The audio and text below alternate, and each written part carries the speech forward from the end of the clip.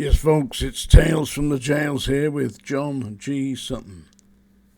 I'm going to talk today about the Police and Criminal Evidence Act of 1983, which completely changed the way that the police force operated.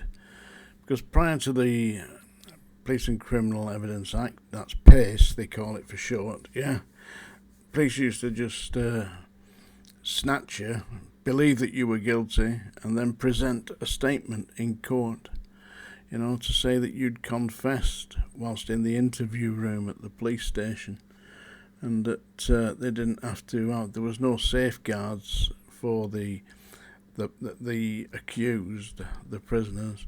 But after 1983, the actual warnings and all that were given to them. You are not required to say anything, but anything that you do say may be taken down, written down, and used in evidence against you. If you do not state what you intend to rely on in court for your defence, it will be disallowed. So you've got to make a statement if you're going to use something. And so it tightened things up a great deal. But the police used to be literally a law unto themselves. So did the staff, the prison staff. The prison, you never think nothing about prison staff in the 1960s, 1970s.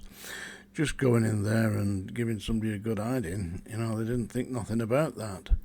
In fact, when I was at the Scrubs, they used to, some idiots, I don't know what they thought they were playing at, used to put this rope up in one of the cells and get inmates in there and pretend that they were going to hang them. For a joke, they'd make them stand on a chair and put this rope round their neck, kick the chair, of course it just fell to the floor, because it wasn't attached to anything other than loosely attached to something in the ceiling. But they thought that was funny. I thought they were absolutely barking mad. And of course, on the block, strange ways, of course, we had the school bully and the Chinese money box and all that lot. Those were characters that worked down the block, you see. And the school bully used to say to them, "You've got 10 seconds to hit me, then I'm going to give you the best hiding you've ever had in your life." That's a kind of a welcome, an initiation ceremony. You come onto the block here, get in that cell, boof, have that, you. Seriously, that's what they did. And I saw staff on the block, I would call it a form of insanity. How can it be sane to actually whip your todger out and urinate into the soup that other human beings have got to eat? How can that be sane? I remember saying to the officer that I saw do that, I said, "Well, what's that for?" "That'll fucking teach him," he says. Teach him anything? They don't know for a start. How mad is that? And then mixing rubbish out the bin into the food and then throwing it into the cells, like they were feeding a wild animal. Mind you, some of them were wild animals. They're down there at the time. There was Nielsen, the Black Panther. He was a madman, him.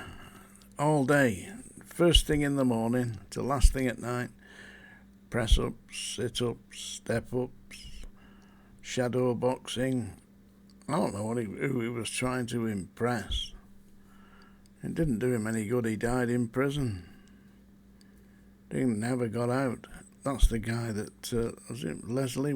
Anyway, he hung this girl up in the sewers by a wire around her neck, and she fell off the ledge and was strangled by it. Disgraceful kind of treatment, and obviously an insane man. But he never got out of prison, did he? And he weren't all that big, He was an ex-military, but he wasn't all that big. He was about 5'7", I think. But not particularly muscular or anything like that.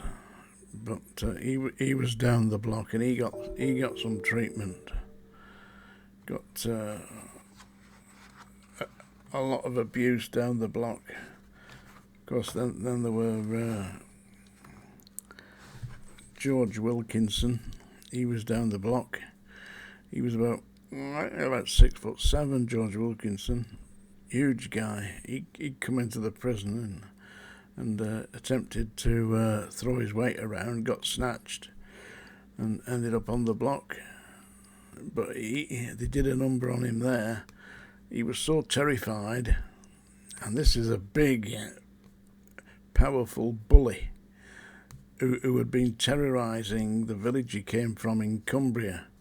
But when he was down the block, he wasn't terrorising anybody there. He was terrified.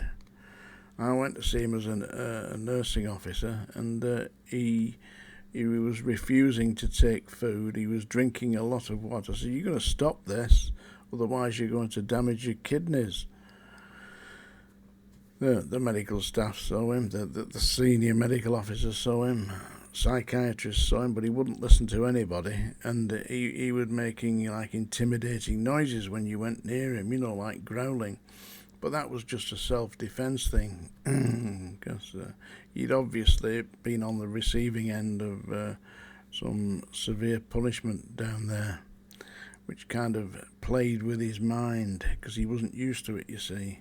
He was used to throwing his weight around.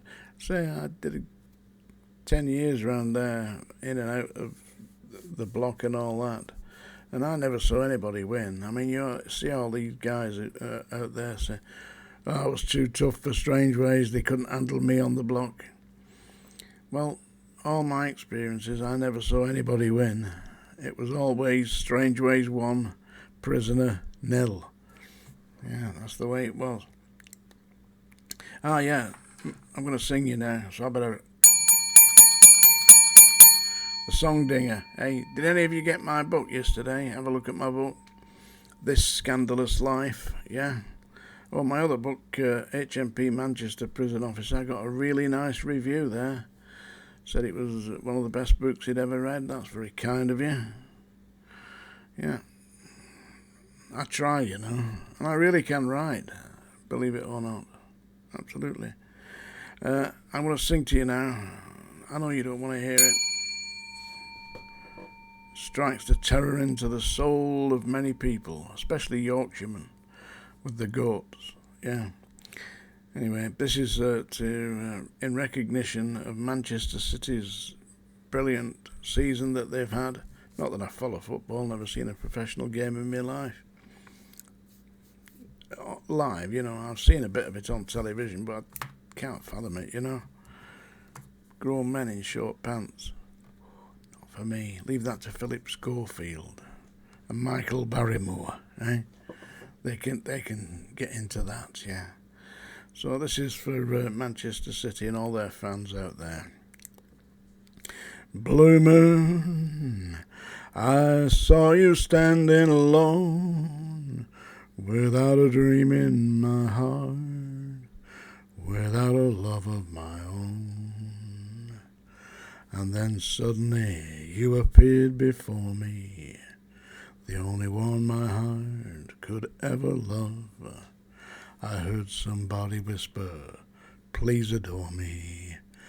Then I looked, the moon was above. Blue moon, now I'm no longer alone, without a dream in my heart, without a love of my own. All right, I did some justice to that, don't you? And now we're going to have a poem. I'll do this one for Katie. I haven't heard from Katie for a bit. I'm sure this will resonate with the ladies who watch this channel. It's called Bloody Men by Wendy Cope. You heard this before? Bloody men, they're like bloody buses. You wait for about a year, and as soon as one approaches your stop, 2 or 3 others appear. You look at them, flashing their indicators, offering you a ride. You're trying to read the destination. You haven't much time to decide. If you make a mistake, there is no turning back. Jump off and you'll stand there and gaze while the cars, the taxis and lorries go by, and the minutes, the hours, the days. Wendy Cope, Bloody Men. Hope you enjoyed that. Tales from the Jails. Don't forget to like and subscribe, and don't buy my book down there. It's a link down there. Yeah, woo!